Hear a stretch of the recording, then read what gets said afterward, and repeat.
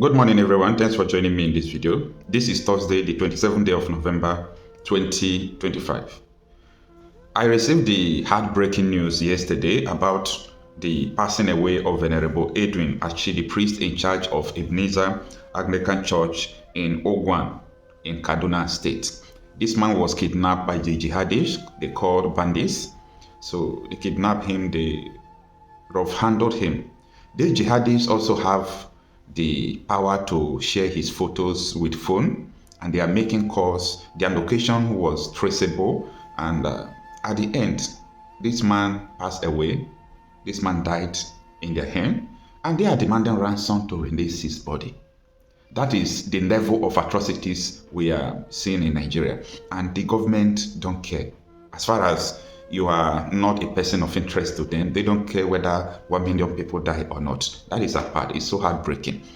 The second thing I want us to look into this video is that bandits abduct 20 farmers, including pregnant women, in Niger State community days after they released the St. Mary school children. And you know, these terrorists said that the federal government negotiated with them.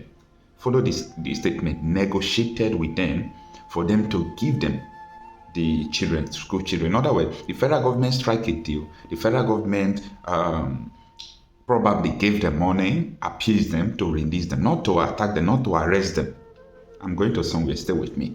So, because of that, after releasing them, they have to go and abduct another 20 persons. Among them are pregnant women, 2 pregnant women. I have two occasions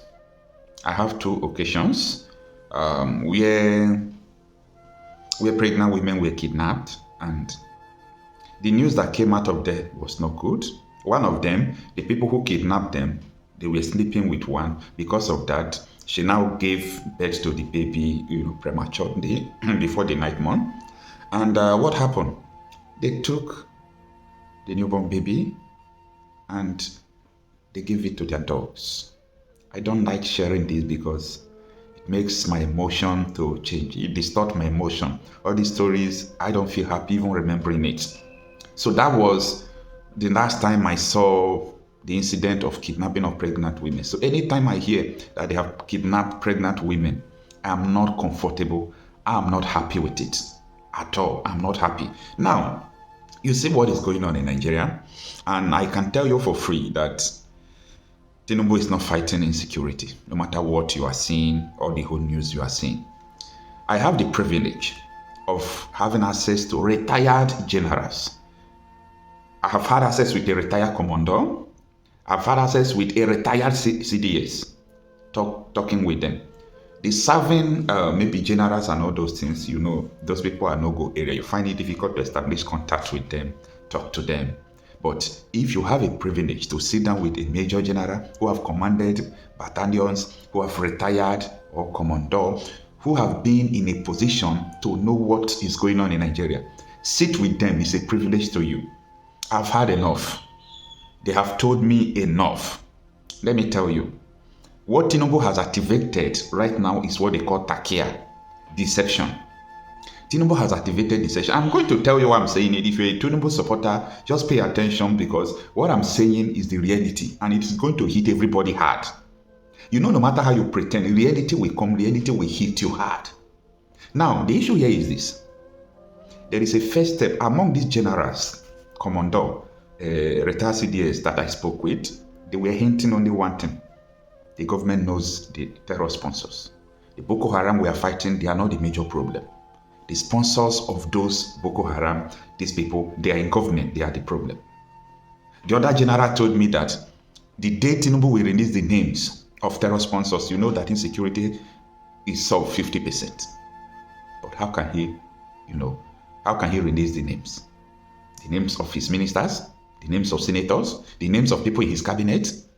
So anytime you hear they say they want to start recruiting more, this is deception. It's a takia to make you feel that they feel your pain. To make you feel that they care. But if they care, they're supposed to act on the list that the United Arab Emirates sent to them, the list of terror financiers. If they care, they're supposed to, take to court the 400 Boko Haram members that were arrested and submitted to then Buhari's government. Tinubu still have the list before him. So what they are doing right now is deception. And many people are going to fall to it. But you know, what is going to clear your eye is that the killing will not stop. It will increase. The more they do, the more the killing increase. You know why?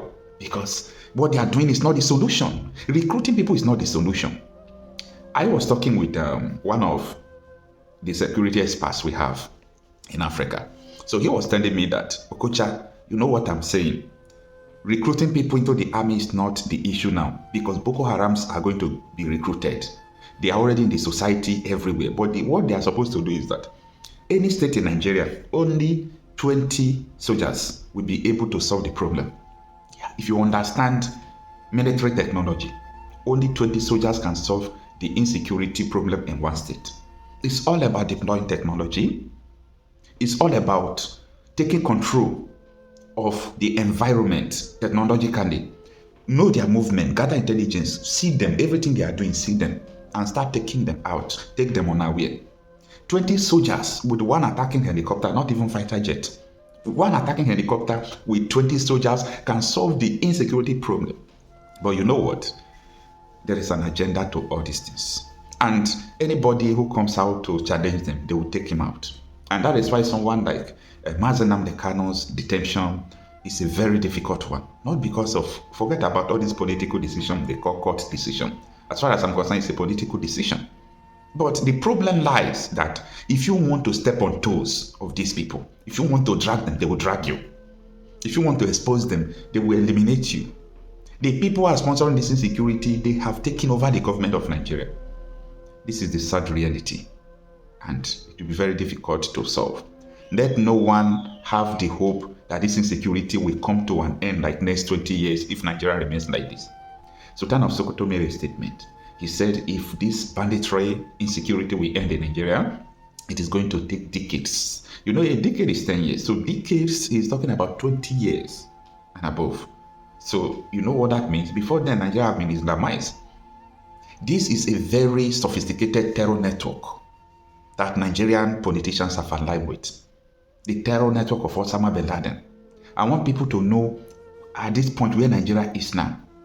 But Nigeria is going to, going to become a battleground because countries like US and some Western countries will not allow Nigeria to be totally Islamized. No, they won't allow it.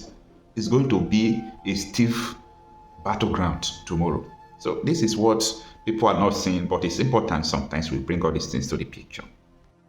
So take a look at this video. This is another deception that the Tinubu's government has activated. When you look at this video, you will see that people who are protesting in London that there is no Christian genocide in Nigeria, all of them are not Nigerians. They didn't see Nigerians to bribe to come out to protest that there is no Christian genocide. They've got to recruit people who are not Nigerians, Senegal people, Gambia people, they bribe them and they just give them clothes to come out and protest. This video will make you understand better what I'm saying. Take a listen. Sir, do you mind I ask a few questions? Can I record you? Alright.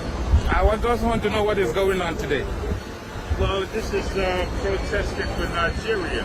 Oh, for Nigeria? Yeah. For a stronger Nigeria. Say Nigerian Christian, not target of genocide or ethnic cleansing. So what part of Nigeria are you from? I'm not. You're not a Nigerian. So how then you're not a Nigerian and you're protesting for Nigeria? Anybody's black. I protest with them. Well, when you got to protest with the information and the stuff that is happening. No. So how do you know that Nigerian Christians are not the target? How did you know that? I don't know. So why didn't you have the placard? Oh, look, let me tell you something.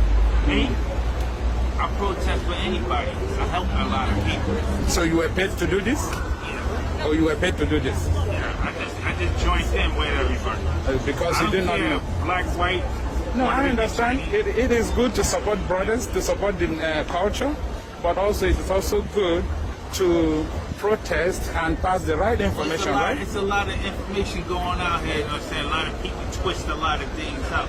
I don't know for sure what. But you got to do a little bit digging. However, I'm just here to help everybody out. I understand that. It's not your fault. It's not your fault. You're doing what they ask you to do. Yeah. At least you're paid to do this, and you're doing what you get paid for. No, it's not about pay. You know what I'm saying? It's just about helping people out. I understand, but they gave you the wrong information, though. I'm just trying to help to bring you out.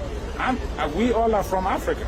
So when they give an information that is not correct, I don't know what was correct. All I was told that they needed me for their system. For this, who was that bring you people here? I got a bunch of little kids over there in the Bronx. In the Bronx. They asked me, "See your tone, will you go over there and help us out?" So I decided to go over there and help them out. No problem. Thank you very much. I just wanted to know what is going on. Thank you. Sir, is it okay if I talk to you on the camera? I'm really not supposed to do that. The guy is, he's in charge. Okay, he don't want you guys to talk on the camera. All right, no problem. Where you? Huh? We're Biafrans. Huh? We are Biafrans. Okay. Yeah. So they don't want you talking to us? That's what he told me. But where are you from, though? I just want to know. From here. So you're not from Nigeria? No. How come you have Nigeria? You're here. I can't go. I should have said that. All right, I understand. No problem. No, I would not. Hello, brothers. Is it okay if I talk to you guys on camera? Okay, please. I just want to find out what is going on here today. You're protesting? Yeah, I see your placard says stronger together. So, what part of Nigeria are you from, sir? Huh? Do you mind me asking that? All right, no problem. Nigeria. Yeah, but where are you from, sir?